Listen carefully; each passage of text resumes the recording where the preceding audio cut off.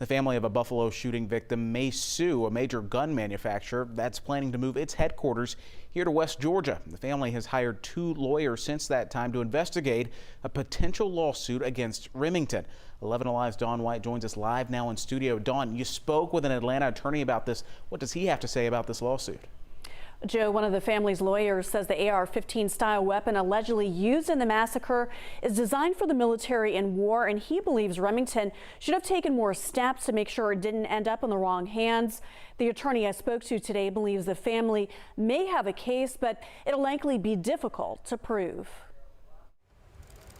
Funerals began this week for the 10 victims killed in a grocery store massacre in Buffalo a week ago. Hayward Patterson is one of the people shot and killed in what police call a racially motivated attack. He lived by God.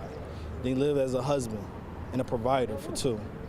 And then from there, he gave all that love and passion to those that came in his surface, in his area. Should this type of weapon be easily available to the common consumer? That's a legitimate debate. The killer allegedly used a Remington Bushmaster in the shooting, a semi-automatic rifle.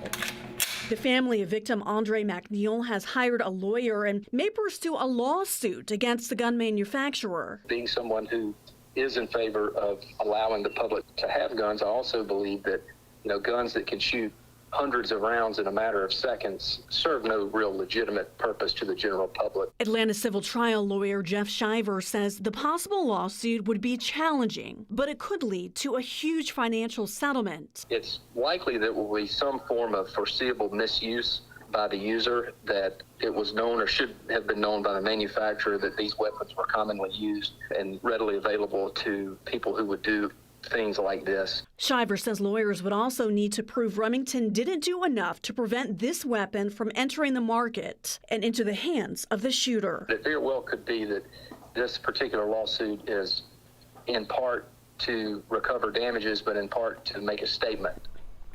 Remington settled a $73 million lawsuit earlier this year with the families of the Sandy Hook school shooting victims.